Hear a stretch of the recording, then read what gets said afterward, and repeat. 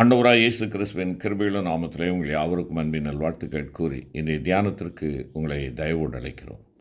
இன்றைய தியான பகுதி சாமுவேலின் முதலாம் புஸ்தகம் 27ஆம் அதிகாரம் 1 முதல் அதிகாரங்கள் முடிய.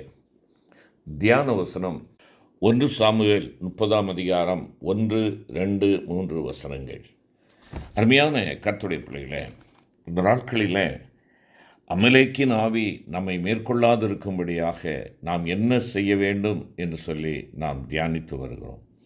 பரம கானானுக்குள்ளாக வழிநடத்தப்படுகிற நாம் அந்த பாதையிலே நம்மை வழி தவற விடும்படியாக பற்பல விதமான காரியங்களை அமலேக்கின் ஆவியானது நமக்கு எதிராக செயல்படுகிறது என்பதை குறித்து தியானித்தோம். அவைகளிலே வெற்றி பெறுவதற்கு அந்த அமலேக்கின் ஆவி நம்மை மேற்கொள்ளாமல் இருப்பதற்கு நாம் செய்ய வேண்டிய காரியங்கள் என்று சொல்லி நாம் தியானித்தோம். நாம் பலத்தின் மேல் பலனடைய வேண்டும், அமலேக்கின் ஆவியை அழித்து போட வேண்டும், ஆண்டவருடைய வார்த்தைக்கும் அவருக்கும் கீழ்ப்படுகிறவர்களாக இருக்க வேண்டும், கர்த்தருடைய ஐக்கியத்திலே நிலைத்திருக்கிறவர்களாக இருக்க வேண்டும் என்று தியானித்தோம். கடந்த நாளிலே நாம் அமலேக்கின் ஆவியினால் மேற்கொள்ளப்படாதிருக்க அந்நிய ஆண்டவன்மார்களை நம்முடைய வாழ்க்கையிலிருந்து அகற்றி போட வேண்டும் என்று சொல்லி தியானித்தோம். தொடர்ந்து இன்று நாம் தியானிக்கின்ற காரியம், அமலேக்கின் ஆவியினால் மேற்கொள்ளாதபடிக்கு நாம் எப்பொழுதும் தேவ சித்தத்தின் மையத்திலே நம்மை காத்து கொள்ள வேண்டும். எந்த ஒரு நொடிப்பொழுதும் எந்த ஒரு நேரத்திலேயும் சுய சித்தத்திற்கு இடம் கொடுத்து விடாதபடி தேவ சித்தத்திற்கு நம்மை அர்ப்பணித்து அவருடைய சித்தத்தின் மையத்திலே நாம் நடந்து கொள்ள வேண்டும். தேவ சித்தத்தின் மத்தியில் நம்மை காத்து கொள்ள வேண்டும். தாவீதினுடைய காரியத்தில் ஆண்டவருடைய சித்தத்திற்கு முழுமையாய் தன்னை அர்ப்பணித்து அவருடைய வழிநடத்தலுக்கு ஒப்பு கொடுத்த தாவீது சில சூழ்நிலைகளிலே ஆண்டவருடைய சித்தத்திற்கு இசையாது தன்னுடைய சுய சித்தத்திற்கு அவன் அடிபணிந்தபடியினாலே பல பிரச்சனைகளை சந்தித்தான் என்று சொல்லி நாம் பார்க்கிறோம். பிரியமான கர்த்தருடைய பிள்ளைகளே, இன்றைய தியான பகுதியிலே நாம் பார்க்கின்ற பொழுது சவுலின் கைக்கு தப்புவிக்கும்படியாக பெலிஸ்திய நாட்டிலே போய் அவன் அடைக்கலம் போகிறான். என்ன வேதனையான காரியம் பாருங்கள். பெலிஸ்தியனை ஆண்டவருடைய நாமத்தினாலே ஆண்டவருடைய பலத்தினாலே கொன்று போட்டவன் இன்று தன்னுடைய ஜீவனை காத்துக்கொள்வதற்காக அவனுடைய நாட்டிலே போய் அவன் அடைக்கலம் புகுந்து அவன் அங்கே இருக்கிறதை நாம் பார்க்கலாம். ஆண்டவரிடத்தில் கேட்கவில்லை, மட்டுமாய் அவனை பாதுகாத்து தேவன் பாதுகாப்பாமல் விட்டு விடுவாரா? தன்னுடைய மாம்சீகத்திற்கு அவன் இடம் கொடுக்கிறான். மாம்சீக சிந்தைக்கு இடம் கொடுக்கின்றதான வேளையில் அல்லது சுய சித்தத்திற்கு அவன் தன்னை ஒப்பு கொடுத்தபடியினாலே பல வேதனைக்குள்ளாகிறான். அதனில் ஒன்றுதான் அவன் ராஜாவாகி சவுலின் கைக்கு தப்பும்படி பெலிஸ்தீரின் தேசத்திலே தஞ்சம் தேடி அங்கே அவனிடத்திலே போய் கெஞ்சி நிற்கின்ற ஒரு காரியத்தை பார்க்கிறோம். கர்த்தரிடத்தில் விசாரித்து அதன்படியே செயல்படும் பழக்கமுடையவனாய் இருந்த அவன் இந்த சந்தர்ப்பத்தில் சுயமாக முடிவெடுக்கிறான். பெலிஸ்தீரின் தேசத்திற்கு போகிறான். அங்கே 1 சாமுவேல் 27ஆம் அதிகாரத்திலே நாம் பார்க்கின்ற பொழுது 1 சாமுவேல் 27ஆம் அதிகாரம் 7ஆம் வசனத்திலே தாவீது பெலிஸ்தீரிய நாட்டிலே 1 வருஷமும் 4 மாதமும் குடியிருந்தான் என்று சொல்லி அங்கே நாம் பார்க்கிறோம். பிரியமான கர்த்தருடைய பிள்ளைகளே, அந்த முடிவு, அவன் எடுத்த முடிவு பேரிழப்பும் சஞ்சலமுமாயிருந்தது. தாவீதும் அவனுடைய மனுஷரும் தங்கியிருந்த சிக்லாகை அமலேக்கியர் கொள்ளையடித்து அதை அக்கினியினால் சுட்டெரித்து அவர்களுடைய ஸ்திரீகளையும் குமாரரையும் குமாரத்திகளையும் சிறைப்பிடித்து சென்று விட்டார்கள். இதை தேவன் அவனுக்கு அனுமதித்ததின் காரணம் அவன் தேவ சித்தமின்றி பெலிஸ்தீரின் தேசத்தில் தனக்கு அடைக்கலம் தேடிக்கொண்டதே ஆகும்.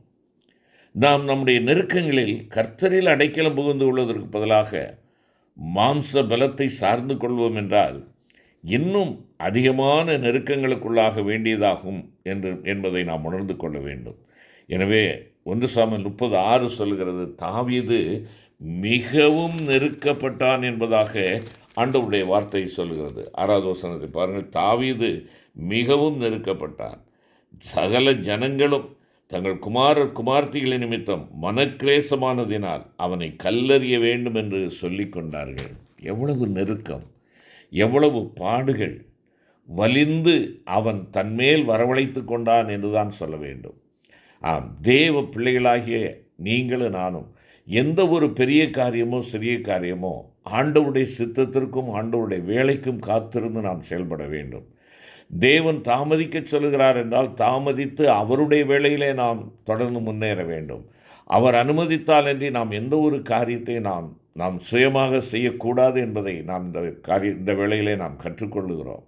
ஆம், எனக்கு அன்பான கர்த்தருடைய பிள்ளைகளே, அமலேக்கின் ஆவி அவனை முறியடித்தது என்று பார்க்கிறோம். அமலேக்கின் ஆவி அவனுடைய அத்தனை பொருட்களையும் கொள்ளையடித்து கொண்டு சென்று விட்டது, அவனை மேற்கொண்டு விட்டது என்று தான் சொல்ல முடியும். எனக்கு அன்பான கர்த்தருடைய பிள்ளைகளே, இன்று நீங்களும் நானும் ஆண்டவருடைய சித்தத்திற்கு நம்மை அர்ப்பணித்தவர்களாக இருக்கிறோமா? யாருடைய சித்தம் நாம் செய்கிறோம்? உன் சித்தம் போல் நடத்தும் என்று சொல்லி பாடுவது பெரிதல்ல. அந்த சித்தத்திற்கு நாம் இணங்கி நடக்கும்படியாக நம்மை கையடித்து கொடுத்திருக்கிறோமா? அவர் என்னுடைய ஆண்டவர் என்று சொல்லி நான் அழைக்கிறேன். அவருடைய ஆளுகைக்கும் அவருடைய வழிநடத்தலுக்கு என்னை ஒப்புக் கொடுக்கிறேனா? அவர் என் மேய்ப்பர் என்று சொல்லுகிறேன். கர்த்தர் என் மேய்ப்பராய் இருக்கிறார் என்று சொல்லுகிறேன். மேய்ப்பராய் இருக்கிற அவர் என்னிடத்தில் இருக்கின்ற பொழுது மந்தையாகிய நான் அவருடைய சத்தத்திற்கு கீழ்ப்படிய வேண்டுமே, அவருடைய சித்தத்திற்கு நான் செவி கொடுக்க வேண்டுமே.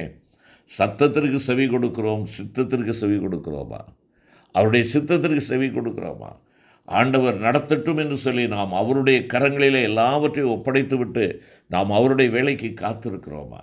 அருமையான கர்த்தருடைய பிள்ளைகளே, காத்திருக்க இயலாதபடியினாலே தாவீது சுயமாய் திட்டமிடுகிறான். அதனுடைய விளைவு வேதனையை கொண்டு வருகிறது என்பதை நாம் பார்க்கிறோம். பிரியமான கர்த்தருடைய பிள்ளைகளே, தாவீது மிகவும் நெருக்கப்பட்டான். ஆனாலும் அந்த 30ஆம் அதிகாரம் 6ஆம் வசனம் சொல்லுகிறது, அவன் தன் தேவனாகிய கர்த்தருக்குள்ளே தன்னை திடப்படுத்தி கொண்டான். கர்த்தரிடத்தில் ஆலோசனை கேட்காமல் பெலிஸ்தரின் தேசத்திற்கு அடைக்கலம் தேடி போன அவன் இப்பொழுது தன்னுடைய தவறை உணர்ந்தவனாய் ஆண்டவருடைய ஆலோசனையும் வழிநடத்தலையும் நாடினான் என்பதாக 30ஆம் அதிகாரம் 7 மற்றும் 8ஆம் வசனங்கள் சொல்லுகிறது. எனவே தேவன் அவனுக்கு இறங்கி அவனுக்கு ஆலோசனை கொடுத்து அவன் இழந்து போன அனைத்தையும் திருப்பிக் கொள்ள அவனுக்கு உதவி செய்தார். நாம் தேவனுடைய சித்தத்தை விட்டு வழிவிலகிச் செல்லும்போது அமலேக்கின் ஆவியினால் தாக்கப்பட்டு பல இன்னல்களுக்குள்ளாக நேரிடும். ஆனாலும் நாம் மெய்யான மனஸ்தாபத்தோடு கர்த்தருடைய முகத்தை நோக்கி பார்ப்போம் என்றால் நம்மை மீண்டும் ஜெயத்திற்கு நேராக வழிநடத்தும்படி தேவன் வாஞ்சையுள்ளவராய் நமக்காக காத்து நிற்கிறார் என்று சொல்லி ஏசாயா 30:18 சொல்லுகிறது. ஆம், நமக்காக காத்திருக்கிற கர்த்தர், நீ நானும் மனம் திரும்பி வரமாட்டோமோ என்று காத்திருக்கிற கர்த்தர், நம்முடைய சுய பலத்தை நம்பி சுய சித்தத்தினாலே வழிநடத்தப்படுகிற அந்த மோசமான பலவீனமான பாதையை விட்டு தேவ சித்தத்திற்குள்ளாக நம்மை இணைத்து கொள்ள நாம் வரமாட்டோமா என்று சொல்லி ஆண்டவர் காத்து கொண்டிருக்கிறார்.